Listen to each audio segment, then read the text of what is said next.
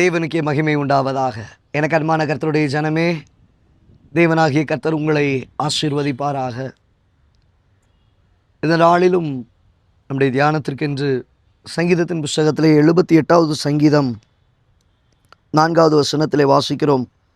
பின்வரும் சந்ததியான பிள்ளைகளுக்கு நாங்கள் அவைகளை மறைக்காமல் கர்த்தரின் துதிகளையும் அவருடைய பலத்தையும் அவர் செய்த அவருடைய அதிசயங்களையும் விவரிப்போம். பின்வரும் சந்ததிக்கு, அதன் பிள்ளைகளுக்கு, தேவஜனமே, கர்த்தர் உங்களை ஆசீர்வதித்திருக்கிறார். கர்த்தர் உங்களை வழிநடத்தி இருக்கிறார். தேவன் நம்முடைய வாழ்க்கையில் எத்தனையோ நன்மைகளை செய்திருக்கிறார். வேதத்தில் வாசிக்கிறோம், உங்களை அதிசயமாய் நடத்தி வந்த கர்த்தரை துதிப்பீர்கள்.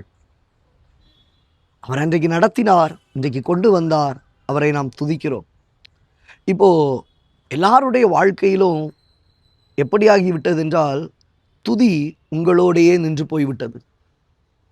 ஸ்தோத்திரம் உங்களோடையே நின்றுச்சு. ஜெபம் உங்களோடையே நின்றுடுச்சு. ஆலய கூடி வருக உங்களோடையே நின்றுச்சு. கனப்படுத்துதல் உங்களோடையே நின்றுச்சு. தேவ பிள்ளையே, இன்னைக்கு தேவன் நம்முடைய வாழ்க்கையிலே நமக்கு கற்றுக் கொடுத்த காரியங்கள், நாம் பெற்றுக்கொண்ட ஆசீர்வாதங்கள், நன்மைகளை நம்முடைய சந்ததிக்கு, பின்வரும் சந்ததிக்கு, நம்முடைய பிள்ளைகளுக்கு, அது நம்முடைய சொந்த பிள்ளைகளாக இருக்கட்டும், நம்ம குடும்பத்தாரனுடைய பிள்ளைகளாக இருக்கட்டும், நம்முடைய ஆலயத்தில் இருக்கிறதான விசுவாச பிள்ளைகளாக இருக்கட்டும், விசுவாசத்திலே வளர்க்கக்கூடிய ஆவிக்குரிய பிள்ளைகளாக இருக்கட்டும், அவர்களுக்கு நீங்கள் தெரிவிக்கும்படிக்கு உங்களோடையே நின்று கூடாதுங்க. ஏன் சாட்சி சொல்கிறோம்? பக்தி உண்டாக்கும்படியாய், விருத்தி உண்டாக்கும்படியாய்.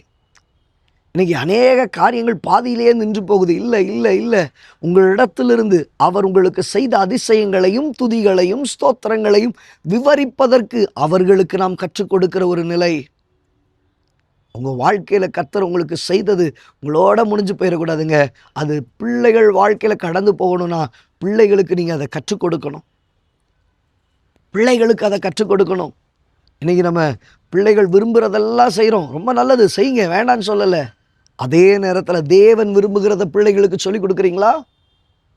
தேவன் விரும்புகிறத பிள்ளைகளுக்கு போதிக்கிறீங்களா? எங்கே அது கேட்குது? எங்கே நம்ம ஒன்று சொன்னால் அது ஒன்று செய்யுதுன்னு சொல்லி 2 நாளோட விடுறீங்களா? விடாதீங்க. அதாவது சொல்லுவாங்க, தள்ளி தள்ளியாவது என்ன செய்யணுமா, அதை நெல்லை அரிசி ஆக்கிடணும். குத்தி குத்தியாவது அதை நெல்லை அரிசி ஆக்கிடணும்.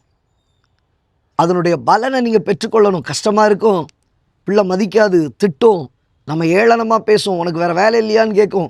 கவலைப்படாதீங்க. விதைக்க வேண்டியது உங்களுடைய வேலை, சொல்ல வேண்டியது உங்கள் வேலை, வார்த்தைகளை கொடுக்க வேண்டியது உங்கள் வேலை.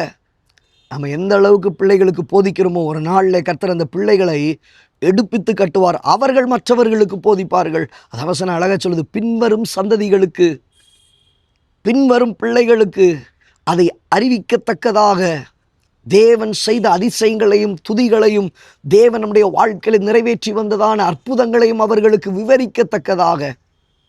ஆமென். Praise the Lord, praise the Lord, praise the Lord. இன்னைக்கு உங்கள் வாழ்க்கையில் ஒரு தீர்மானத்தை எடுத்துக்கொள்ளுங்க. இப்படி ஆகிலும் பிள்ளைகளுக்கு சகலவற்றையும் கற்றுக் கொடுக்க வேண்டும், அது அவர்களுக்கு சொல்லிக் கொடுக்க வேண்டும் என்கிற அந்த அனுபவத்தில் வாங்க. ஒவ்வொன்றையும் பிள்ளைகளுக்கு நீங்கள் கற்றுக் கொடுங்க.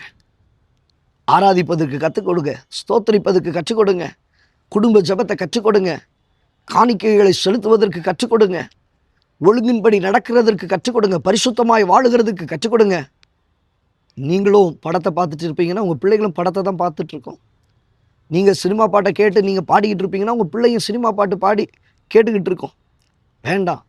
அப்படி எல்லாவற்றையும் விட்டு விலகி கர்த்தருக்கு பரிசுத்தம் என்று எழுதி ஓடத்தக்க கிருபைகளை கர்த்தர் உங்களுக்கு தந்து நடத்துவாராக.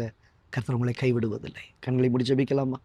நல்ல தகப்பனே, இந்த வார்த்தைகளை கேட்ட உடைய பிள்ளைகளுடைய வாழ்க்கை, பின்வரும் சந்ததிகளுக்கு, பிள்ளைகளுக்கு அதை அறிவிக்கத்தக்கதாக உடைய பிள்ளைகளை எடுப்பித்து கட்டுவீராக. அந்த அனுபவத்தை பெற்றோர்களாகிய உடைய பிள்ளைகளுக்கு தருவீராக.